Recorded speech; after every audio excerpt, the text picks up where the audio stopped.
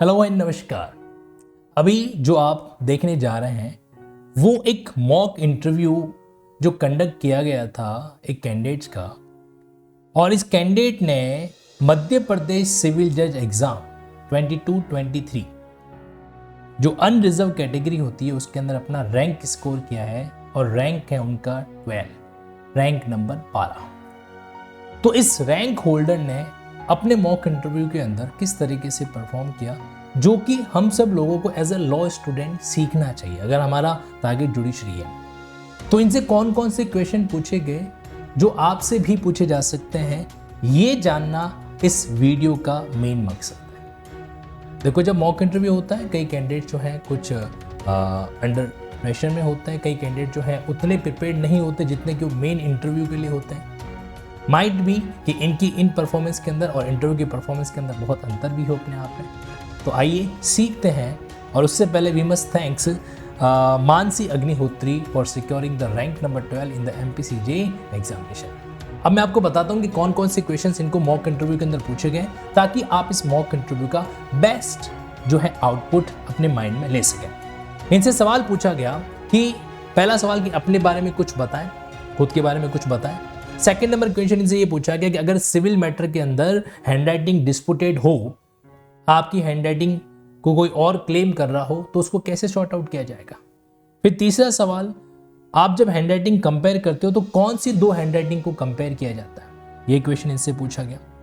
Question number 4 पूछा गया जो कि इन्हीं के क्रम में था। आप देखना एक ही सीक्वेंस में आपको मॉक इंटरव्यू चलता हुआ दिखाई देगा। सेक्शन 73 जो है इंडियन एविडेंस एक्ट का, उसमें क्या वर्डिंग्स यूज है जो किए हुए हैं। फिर अगर मान लीजिए कोई व्यक्ति जो है अगर ब्रीच ऑफ पीस करता है तो CRPC के अकॉर्डिंग क्या मेजरमेंट है, क्या प्रोविजन है जो एप्लीकेबल कराए जा सकते हैं। फिर एक सवाल इनसे पूछा गया कि प्रिवेंटिव मेजर जो है वो CRPC में कौन से चैप्टर में डील होता है। क्वेश्चन नंबर 7 इनसे ये पूछा गया कि अगर कोई A नाम का पर्सन B को उसके गले पर तलवार से अटैक कर लेता है जिसके कारण B की डेथ हो जाती है, और उसके बाद B की डेड बॉडी को जला दिया जाता है, तो उस केस में उसने कौन सा ऑफेंस किया है, ये क्वेश्चन इनसे पूछा गया था। इसके अलावा अबेटमेंट और क्रिमिनल कॉन्स्पिरेसी के अंदर क्या डिफरेंस होता है, ये क्वेश्चन इनसे पूछा गया था। अब यहाँ पर अगर मान लीजिए कोई व्यक्ति, जैसे मान लो उसको छोड़ा गया था, रिलीज किया गया था बॉन्ड भरवा कर, और अगर वो बॉन्ड की कंडीशन को सेटिस्फाइड नहीं करता या कोर्ट में प्रेजेंट नहीं होता है, तो वहाँ पर कोर्ट जो है इसको किस तरीके से डील करेगा, ये कौन सा ऑफेंस है जो वहाँ पर होगा, ये इनसे क्वेश्चन पूछा गया। क्वेश्चन नंबर 10 इनसे पूछा गया था कि इंडियन एविडेंस एक्ट का सेक्शन 165 क्या कहता है। There after specific relief act के अंदर एक शब्द इस्तेमाल होता है विलिंगनेस एंड रेडीनेस। तो इनका अगला सवाल क्वेश्चन नंबर 11 ये था कि आप विलिंगनेस और रेडीनेस से क्या समझते हैं। देयर आफ्टर इनसे सवाल था कि राइट ऑफ प्राइवेट डिफेंस के केस में कब आप किसी भी पर्सन की डेथ कॉज कर सकते हैं, ये इनका नेक्स्ट क्वेश्चन रहा। क्वेश्चन नंबर 13 इनसे रहा कि रेप के मामलों के अंदर जब इंक्वायरी और ट्रायल होती है तो टाइम पीरियड, क्योंकि वहां पर आपको टाइम पीरियड स्पीडी ट्रायल के पॉइंट ऑफ व्यू से दे रखा है, तो वो कितना होता है। देयर आफ्टर इनका सवाल ये भी रहा कि प्रिवेंटिंग लॉ और प्यूनिटिव लॉ में क्या डिफरेंस होता है। देयर आफ्टर अलग अलग थ्योरीज ऑफ पनिशमेंट क्या है, उसके बाद में रिफॉर्मेटिव थ्योरी क्या होती है, और लास्ट क्वेश्चन था इनसे कि हॉस्टाइल विटनेस के बारे में कौन सा प्रोविजन डिटेल में या डिस्क्राइब है जो करता है, प्रेस्क्राइब करता है। तो ये जो सवाल इनसे पूछे गए, मैं ये चाहता हूं कि जब आप इस मॉक इंटरव्यू को देखें तो आप इनकी जगह पर खुद को रखें, और जैसे ही सवाल पूछा जाता है वीडियो को पॉज करें और इन सवालों का आंसर खुद से देने की कोशिश करें, ताकि आप इस वीडियो का पूरा बेस्ट एनालिसिस ले सकें। लिंकिंग लॉ से हमेशा मैं यही एक एफर्ट करता हूँ कि किसी भी वीडियो का बेस्ट आउटपुट आपके माइंड में आ सके, और इसी तरीके से आप हमारे साथ जुड़ के अपनी जुडिशरी की प्रिपरेशन को भी कंप्लीट कर सकें। So let's start this mock interview. Yes Mansi ji, बताएं कुछ अपने बारे में। So my name is Mansi Agnihotri. I am from Sagar, Madhya Pradesh. I have completed my schooling from Kendriya Vidyalaya Dhana, Sagar.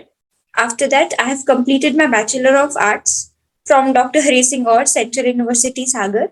After that, I did my 3-year law degree from Dr. Hari Singh Aur, Central University, Sagar, in which I secured 2nd rank.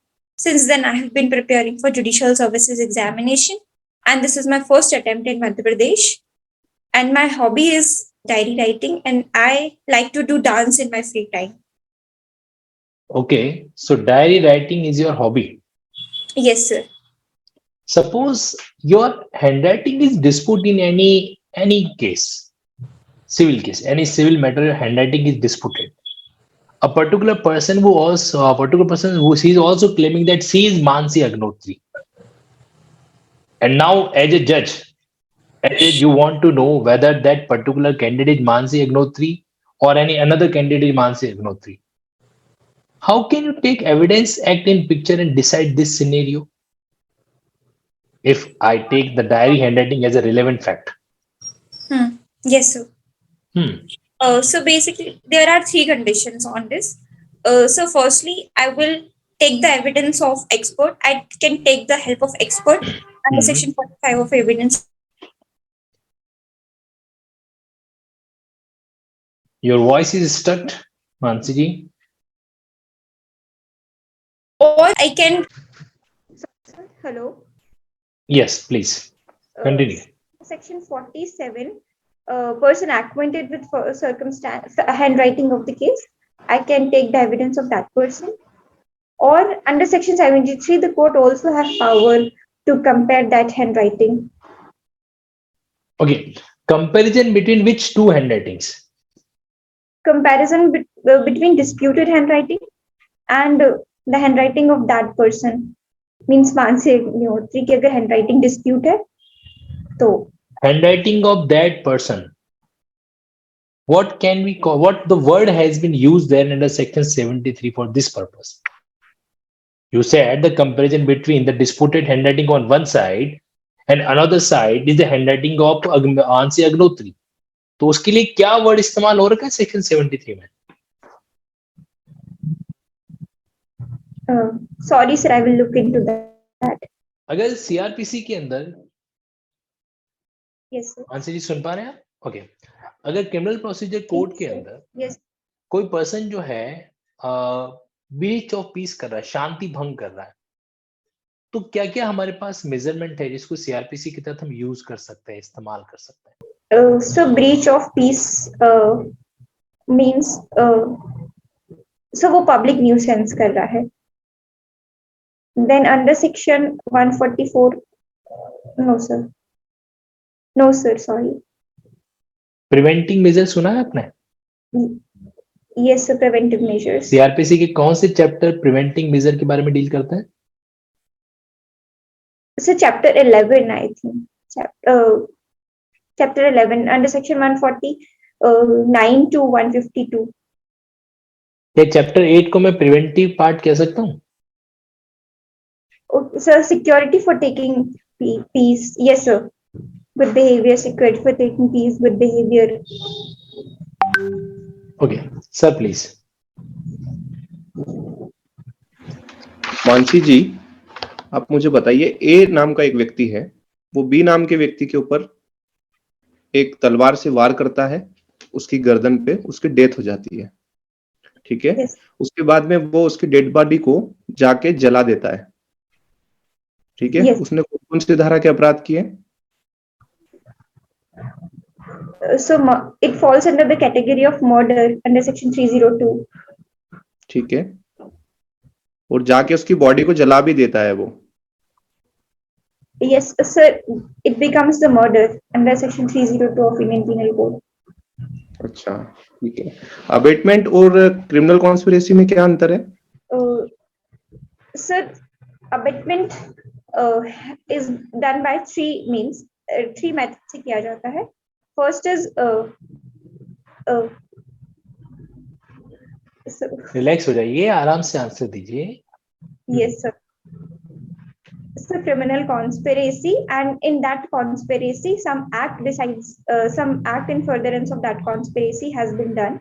Secondly, intentionally aid, and first is instigation. Abatement is done by all these three means, whereas criminal conspiracy, when two or more person agrees to do any illegal act or an act which is done by illegal means, so that when they two person agree, then it comes under the criminal conspiracy. एक अभियुक्त है जिसको न्यायालय ने बंद पत्र पर छोड़ा है, ठीक है? Yes. वो बंद पत्र की शर्तों का उल्लंघन करता है और न्यायालय में उपस्थित नहीं होता है। तो भारतीय दंड संहिता में कोई अपराध दिया हुआ है इस संबंध में? Yes, sir, it is given, but I am not able to recall it right now, sir. अच्छा, एविडेंस एक्ट की धारा 165 क्या पावर देती है कोर्ट को? Sir, broad power देती है 165 to ask any question to any person in order to discover or to obtain the proper proof of relevant fact. Court जो है किसी भी टाइप का क्वेश्चन किसी भी पर्सन से पूछ सकती है, whether it is relevant or irrelevant. And अच्छा, स्पेसिफिक परफॉर्मेंस में हमको किसी कॉन्ट्रैक्ट का परफॉर्मेंस कराना है, सूट लगाया आपने, तो आपको पालन करने की तत्परता और तैयारी शब्द जो होते हैं उसमें, उन दोनों को कैसे प्रूफ करना पड़ता है? रेडीनेस और विलिंगनेस, हाँ। Sir, it is on the plaintiff to prove those facts, those readiness and willingness. जी, ठीक है। आप ये नहीं बता पाएंगे कि तैयारी कैसे प्रूफ होगी और तत्परता कैसे प्रूफ होगी उसकी? सो विलिंगनेस में आ जाएगा उसका मेंटल, उसके जो हाव भाव है, कंडक्ट से क्या उसके पता चलेगा कि क्या वो तैयार था, एकदम विलिंग था क्या वो स्पेसिफिक परफॉर्मेंस करने के लिए. एंड रेडीनेस के लिए आ जाएगा कि उसके फाइनेंशियल स्टेटमेंट देख के और बाकी सब कंडीशंस देख के. अच्छा, Sir, प्रॉपर्टी जी बताएं। Sir, it will depend upon the fact. आप प्राइवेट प्रतिरक्षा के अधिकार में किसी Yes, sir. व्यक्ति की मृत्यु कारित कर सकते हैं? Yes, sir. क्या ग्राउंड से उसके किसी साथ Sir, private defense for body. Hmm, Sir, it is given under Section 100 of Indian Penal Code. There are 7 grounds. First is assault, which may reasonably cause apprehension of death, or assault which may cause apprehension of grievous hurt, and assault which may reasonably cause the apprehension of unnatural lust, rape, and the person has reasonably has apprehension was that it will cause the wrongful confinement to that person, where he have unable to have public authorities, unable to have recourse to public authority. अच्छा, rape से संबंधित जो भी मामले होते हैं, इनकी inquiry और जो ट्रायल होता है वो कितने दिन में पूरा होना चाहिए? कोशिश करना चाहिए कोर्ट को? So within, so चार्जशीट जो वो पेश होगी वो 2 महीने में होगी सर. 2 months में sir. I 2 month think sure ठीक है। we'll look into that.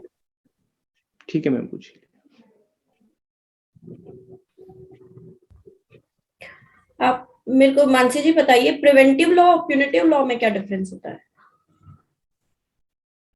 Ma'am, punitive जो पनिशमेंट प्रोवाइड करता है law, and preventive law means जो पनिशमेंट, जो क्राइम करने के पहले ही पर्सन को रोक देता है और उसको पनिशमेंट, उसको डिटेन कर लेता है. दैट इज मतलब उसको क्राइम करने के पहले प्रिवेंट कर लिया उसको, तो that is called preventive law. Okay, theories of punishment है आईपीसी में. Yes, कौन कौन सी पनिशमेंट, कौन कौन सी थ्योरीज चलती है? कितनी थ्योरीज है पनिशमेंट की? Ma'am, reformative theory, retributive theory, mix theory of punishment, and deterrent theory. Okay, क्या रिफॉर्मेटिव थ्योरी है, इसके ऊपर कोई इंडिया में कोई लॉ बना हुआ है जो शो करता है कि रिफॉर्मेटिव थ्योरी इंडिया चाहता है? Yes, ma'am. Ma'am, under Section 360 of Code of Criminal Procedure, there is provision to release person on probation and good conduct after due admonition, and also Probation of Offenders Act is there. These information. Indian evidence act के कौन से section में hostile witness को define किया गया है? Expressly concept नहीं दिया गया है हॉस्टाइल विटनेस का इंडियन एविडेंस एक्ट में, but under section 154 the concept of hostile witness is derived.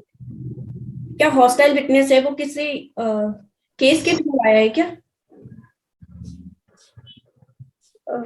Sorry, ma'am, I'm not able to right now. एक पर्सन है जिसको डिस्चार्ज कर दिया गया है, क्या Yes. उसको रिट्रायल किया जा सकता है? Yes, ma'am. किया जा सकता है। Yes, ma'am. और कौन से केस में नहीं किया जा सकता? ऐसी कोई सिचुएशन है जहां पर रिट्रायल नहीं हो सकता वो?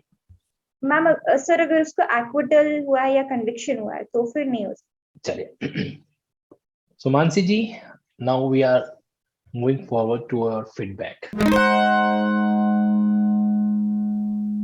Sir can I right it copy?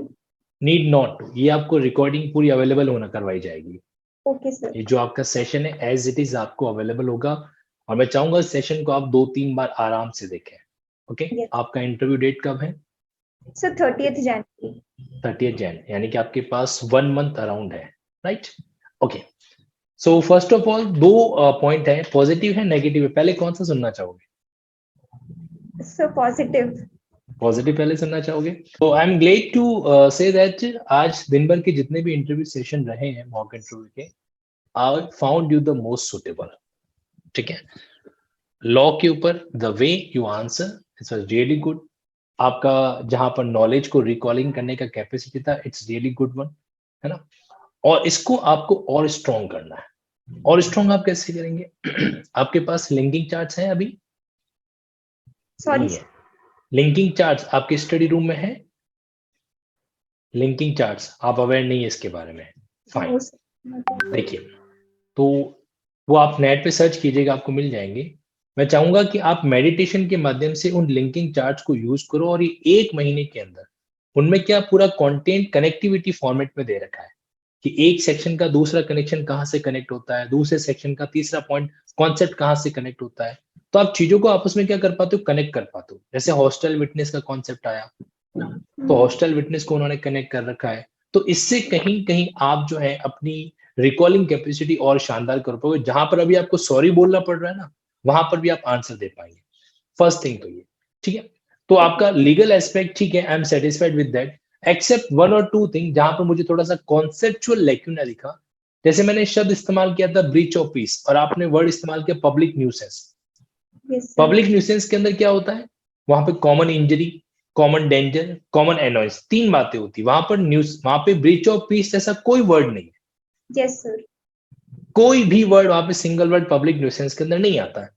तो ये थोड़ा सा कॉन्सेप्चुअल पार्ट गड़बड़ हो गया, आप यहाँ पर उसको रिकॉल नहीं कर। That's why I am suggesting you कि आपके पास वो लिंकिंग चार्ट का कॉन्सेप्ट होना चाहिए। ठीक है, वो आपके इंटरव्यू के अंदर बहुत हेल्प करेगा। पर्सनैलिटी वाइज मुझे जो कमी लगी वो सिर्फ एक ही लगी कि आप थोड़े से बीच बीच में ओवर एंथुजियास्ट होके खुद को उस लेवल से अलग लेके चले गए, जहां पर आप थोड़े से हड़बड़ा गए थे, है ना?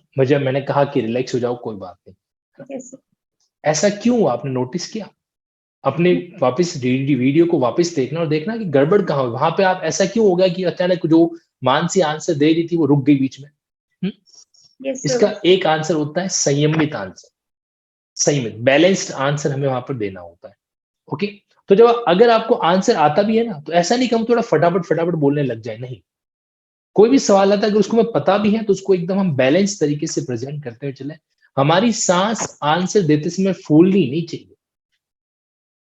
Okay, we are not the Nana Patekar in the interview कि हमें एक डायलॉग एक शॉट में देना ही पड़ेगा तभी वो लोग मेरे को मूवी के अंदर लेंगे, नहीं तो लेंगे नहीं, ऐसा नहीं होगा। ओके, तो इसलिए आंसर देते समय आपकी सांस ना फूले, यानी कि हमें बैलेंस आंसर देना चाहिए।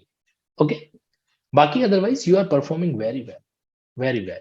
आप इस चीज को कंटिन्यू कीजिए। आई एम प्रीटी श्योर, मेरा विश्वास है कि you will secure your seat in the judiciary, but आप रिकॉलिंग कैपेसिटी को स्ट्रॉन्ग जरूर ऑल करें। Okay, yes sir. समझ, anything else point you want to add? No sir, thank you sir. Okay, thank you Mansi. Thank you sir. Wish you all the very best. Thank you sir.